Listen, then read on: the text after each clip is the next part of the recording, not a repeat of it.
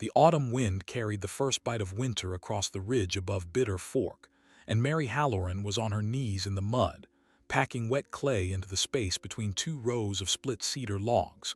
Her hands were raw. Her apron had not been cleaned since September. A pile of straw sat beside her, waiting to be layered in with the clay, and beyond that pile stood a low frame of stacked timber that did not yet resemble anything a settler would recognize. It was the beginning of a chicken coop. It did not look like one. It looked like a second cabin trying to grow out of the north wall of the first. 3 years had passed since fever took Thomas. Mary still spoke of him quietly, as if he had only stepped out to check the traps. Their daughter Emma, now 8 years old, sometimes asked why her father had not come home from the far pasture. Mary never lied. She simply held the girl closer and answered honestly enough for a child to understand. Grief had not gone away. It had only learned to wait its turn behind the daily work of survival. The homestead sat 2 miles east of the Bitter Fork settlement, at the end of a wagon trail that turned muddy in October and impassable by January. Mary's cabin was small. One room, one hearth, one window sealed with oil paper. It had held her family through 2 winters. She was not certain it could hold them through a third. Firewood was scarce that year.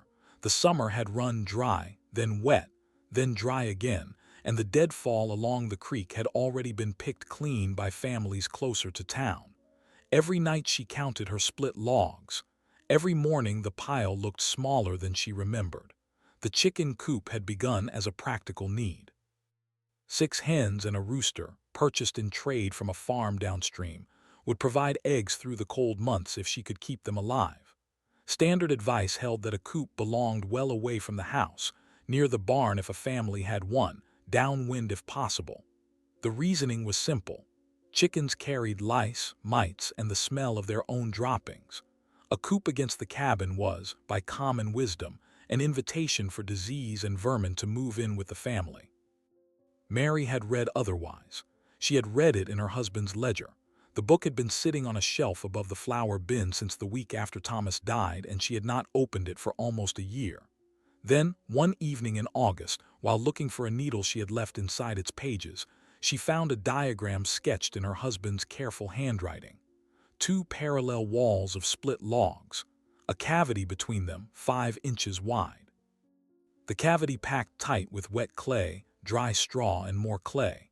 A shared north wall with the cabin, positioned along the chimney flue. Notes in the margin read from the Norwegian, Ole Bergstrom, trapper met at Powder River, spring of '82. Warmer inside than out by 40 degrees when packed dry. Mary had read those notes 6 times before she folded the page and closed the book. She had walked outside afterward and stood in the yard for a long while, looking at the north wall of her cabin. Then she had gone back inside and begun to plan. Now, 2 months later, the plan was rising out of the ground. It looked strange. She knew that. She did not care. The first neighbor to ride out from Bitter Fork was Josiah Penner, a wheat farmer with a broad face and a habit of laughing before he understood what he was laughing at. He came on a Tuesday afternoon in late October, ostensibly to deliver a bag of milled cornmeal Mary had ordered through the general store. His horse was still tied to the fence post when he walked around the corner of the cabin and saw what she was building. He stopped. He stared. Then he laughed the way a man laughs when he has been given permission to enjoy someone else's foolishness. "Mary Halloran," he said, wiping his eye with the back of his hand. "Tell me those aren't chickens you're planning to put inside that." Mary set down her trowel. She did not stand. She simply looked up at him from her spot in the mud, her hair damp against her forehead, and waited for him to finish. "That's meant to touch the house," Josiah continued, pointing at the shared wall as if she might not have noticed. "You can't put a coop against a house. The birds bring lice, bring mites, bring worse than that. You'll have vermin in your kitchen inside a month." "I'll have warmth in my kitchen inside a month," Mary said quietly. Josiah shook his head. He was not cruel. He was simply certain, in the way men are certain about things they have never thought carefully about. He set the bag of cornmeal down beside the door, tipped his hat, and rode away shaking his head. And by supper that evening the story had reached every kitchen in Bitter Fork. Widow Halloran was building a coop into her cabin wall. Widow Halloran had lost her sense along with her husband. Widow Halloran was going to freeze that child of hers, or poison her, or both. The visitors came steadily after that. Two brothers from the Corbin farm rode out on a Thursday and spent 10 minutes leaning against the fence, offering unsolicited advice about drainage. An older woman named Hetty Marsh arrived on foot the following Sunday, carrying a jar of preserves and a warning about the smell of chicken droppings soaking into the cabin's north wall. A pair of teenaged boys, bored and cruel in the way teenaged boys often are, rode past twice in one afternoon and shouted something Mary chose not to hear. She did not argue with any of them. She did not defend the design. She simply kept packing clay between the logs, layering straw, tamping it tight with the flat side of a mallet. Emma helped when she could. The girl carried water from the creek, gathered dried grass from the meadow, and once, when a large woodrat scurried across the work site, chased it off with a stick nearly as tall as she was. In the evenings, Mary sat beside the hearth and read to her from the family Bible, and afterward she opened Thomas's ledger and studied the diagram again, checking her measurements against his notes. The design called for the coop's roof to be sod, not shingle. It called for the door to face south, away from the prevailing winter wind. It called for a small vent at the peak, no wider than a man's palm, positioned so that the warm air rising from the birds could escape without drawing a draft. Every specification came from old Bergstrom by way of Thomas by way of a page of pencil marks in a ledger. Mary followed each one exactly. Preacher Frank Doddridge arrived on the first Sunday of November. He was a tall man, thin at the shoulders, with a voice trained by 20 years of pulpit work to fill any room it entered. He had baptized Emma. He had buried Thomas.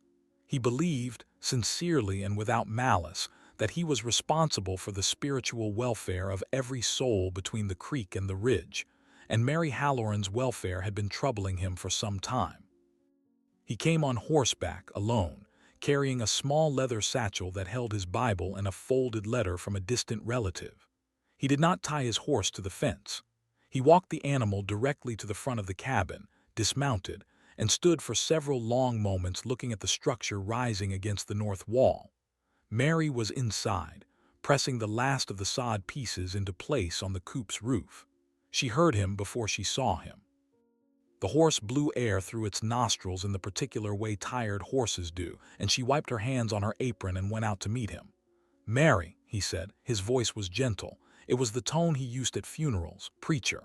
He gestured toward the coop. He did not need to speak. The gesture itself was a question. "I know what people are saying," Mary said. "I've heard most of it." "Then you know I have to say some of it too," Frank replied. "Not because I want to. Because it's my responsibility." She invited him inside.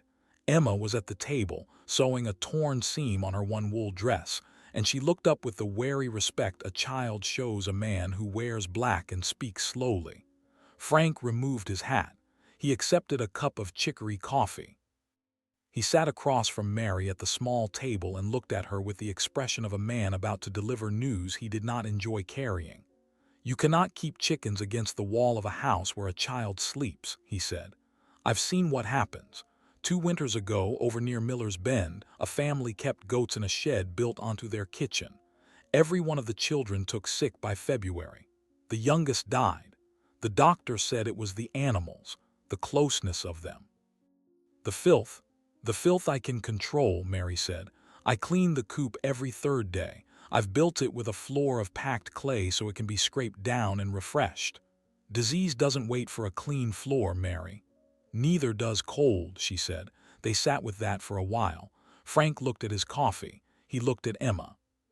He looked at Mary, and he saw a woman he had known for 6 years, whose husband he had buried in the churchyard with his own hands, and he did not know how to reach her. "I'm asking you to take it down," he said finally, "before winter. Move the coop to the fence line, build it proper. Give the birds their own roof, well away from the house, the way it's meant to be done. If you need help, I'll find you men who will do the work without charging." Mary did not answer immediately. She stood, walked to the shelf above the flour bin, and took down Thomas's ledger. She opened it to the diagram. She set it on the table between them and turned it so Frank could read it right side up. He looked at it a long time. His face did not change, but his eyes moved carefully across every line. Frank read the diagram twice. He read the notes in the margin. He read the name Ole Bergstrom and the date and the reference to Powder River, and he read Thomas Halloran's careful handwriting explaining the principle of the double wall and the shared chimney and the cavity packed with clay and straw. When he had finished reading, he closed the ledger gently, the way a man closes a book he respects even when he disagrees with it. "Thomas drew this?" he asked. "He did, before he died. I found it 2 months ago." Frank nodded slowly. Did not speak for some time. When he did, his voice had changed. It was no longer the funeral voice. It was quieter but not softer, and it carried the weight of a man who had come to deliver a warning and now had to decide whether to deliver it anyway. "Mary, I trusted Thomas. He was a careful man. If he drew this, he had reasons." Frank paused. "But he isn't here to see it built. And a drawing on paper is not a wall in November." "I know," Mary said. "The principle may be sound. I'm not the man to judge that. What I am telling you, as your preacher and as someone who has watched winters in this county for 20 years, is that if the principle fails, it fails with your daughter inside the house. There is no second chance with cold. There is no second chance with sickness. Whatever Thomas learned from that Norwegian, he learned in country I have never seen. This country may not answer to the same rules." Mary took the ledger back. She held it against her chest for a moment before returning it to the shelf. "Preacher," she said, "I have counted my firewood. I have counted my flour. I have counted the days between now and April, and I have counted them twice. The cabin will not hold heat the way it needs to. Not this year. The chinking has failed in 3 places along the west wall, and I do not have the pitch to seal it before the first snow. I can either freeze slowly, the way a widow with too little wood freezes slowly, or I can try what my husband learned from a man who knew how to live through winters colder than ours. That is the choice I have. I am making it." Frank sat with his hands folded on the table. He looked at Emma, still sewing at the far end of the table, pretending not to listen. "I will pray for you," he said at last. "I will pray for the child. And I will ask you one more time to consider taking it down." "I've considered," Mary said. Frank stood. He put his hat back on. At the door he turned. "On Sunday I may have to speak from the pulpit about what I've seen here. Not against you, Mary, but the congregation asks questions and I answer them honestly. You should know that." "I know that." He rode away without looking back. Mary watched him go from the doorway. Emma came and stood beside her, small hand slipping into her mother's rough one, and neither of them spoke for a long while. The wind was already beginning to shift out of the north. Mary could feel it against her face. The kind of cold that comes early carries a warning in it, and she had felt this one all week. She went back to the coop and finished the sod roof before dark. The following Sunday, Frank spoke from the pulpit about the dangers of pride in isolated households. He did not name Mary. He did not need to. Every family in Bitter Fork knew who he meant, and the sermon traveled home in wagons and on horseback, and settled into kitchens like smoke that would not lift. By Tuesday, the county understood that the preacher had disapproved.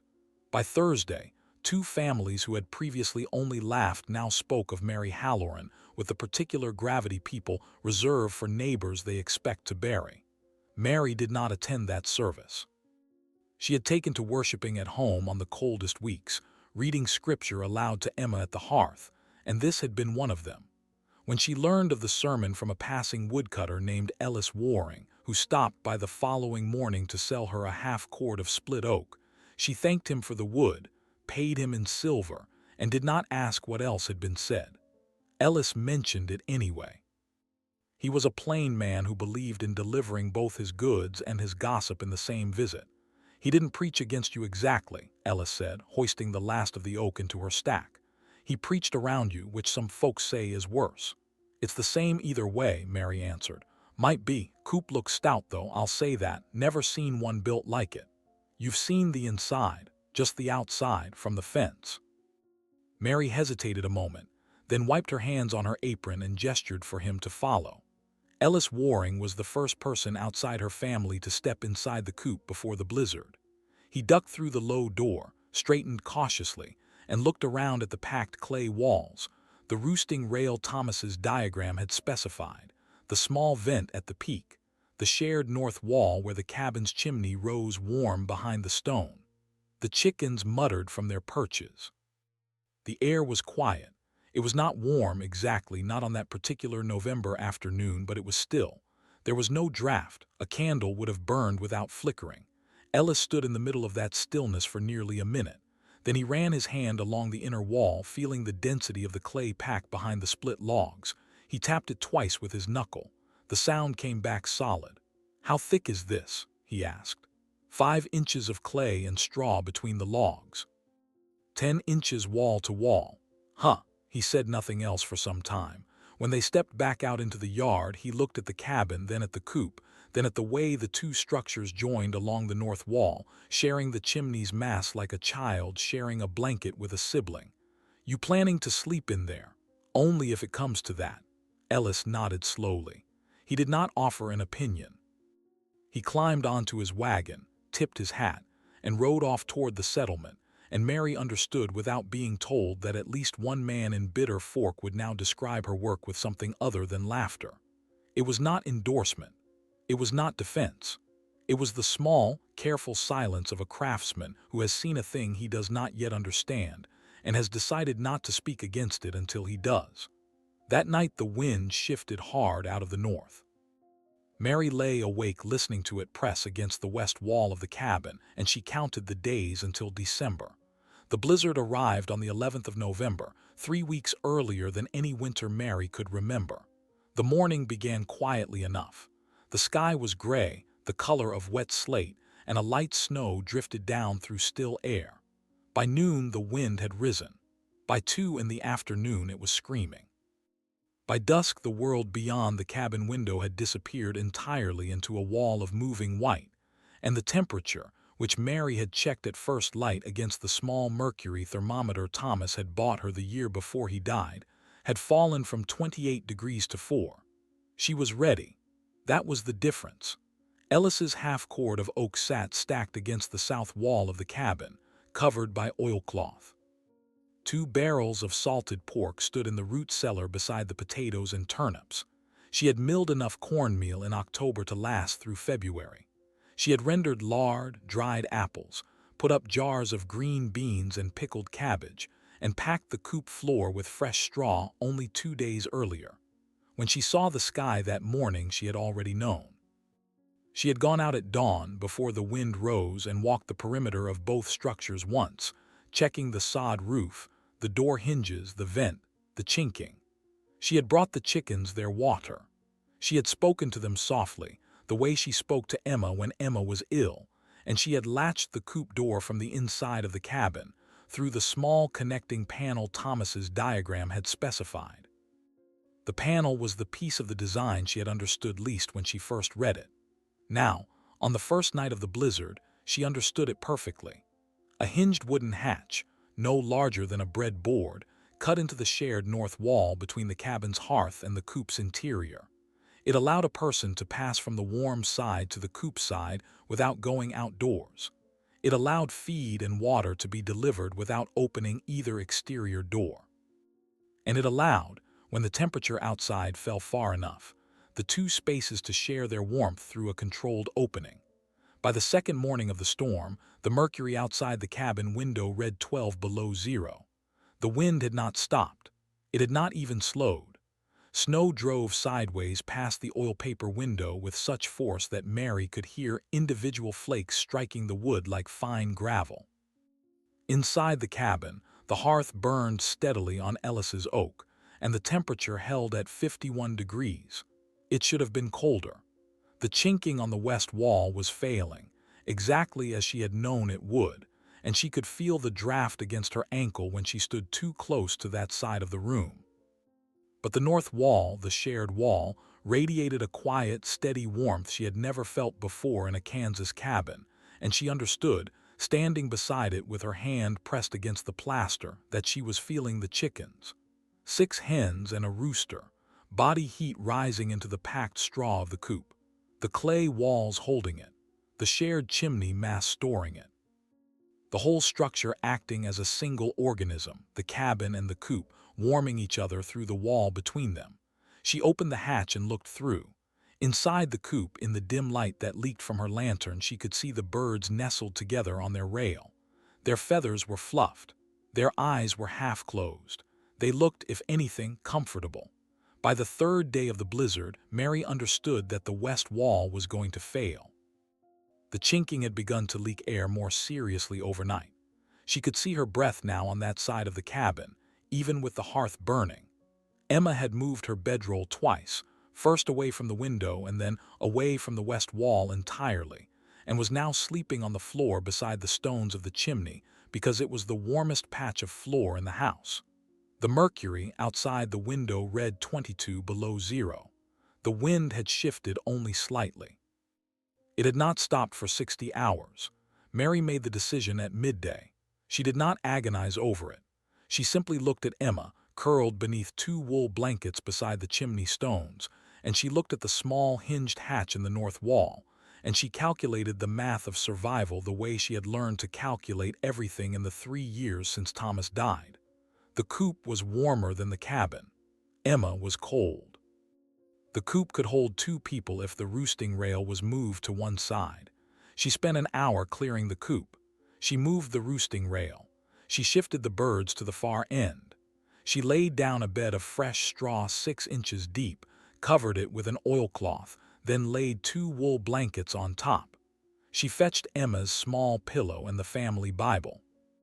She fetched the lantern, hung it from a hook Thomas's diagram had marked in the center of the ceiling beam, and she stood inside the coop with her daughter's belongings arranged around her, and understood that she was making a bed for her child inside a chicken coop in the middle of a blizzard, and that no woman in Bitter Fork would have done such a thing 3 days ago. She brought Emma through the hatch at dusk.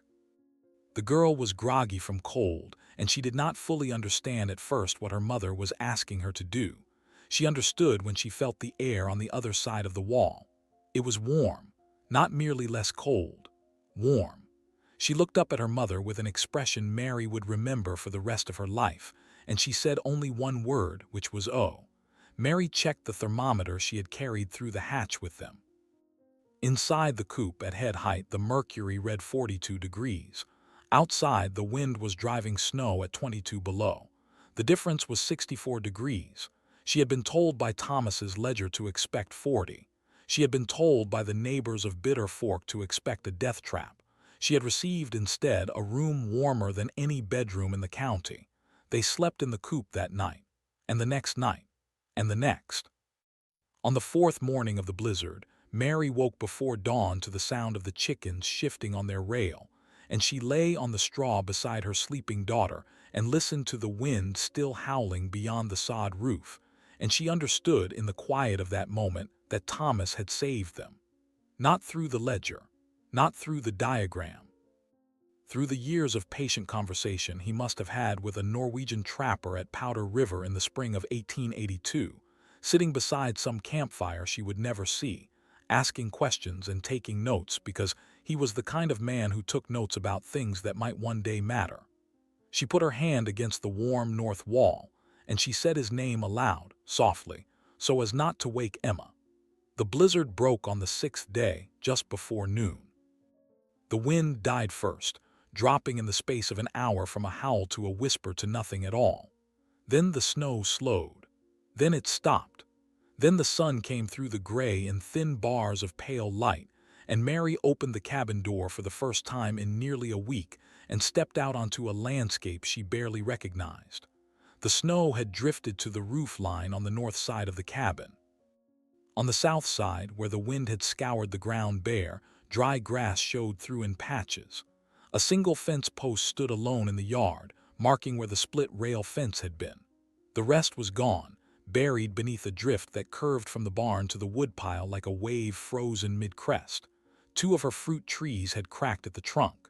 The privy had disappeared entirely. Somewhere beneath the whiteness lay the wagon, the wheelbarrow, and the pump handle for the well. Mary stood in the doorway for a long time before she moved. The cold, though extreme, no longer had teeth. It was the still, sharp cold of aftermath, and it carried on the air the smell of wood smoke from somewhere far to the west. Then she heard the voices. 3 men were making their way up the wagon trail on foot, wading through snow that came to their thighs. Behind them, farther back, a woman was pulling something on a small sled. Mary shaded her eyes and watched them come. She did not recognize the first man until he was within 20 yards, and then she recognized all 3 at once.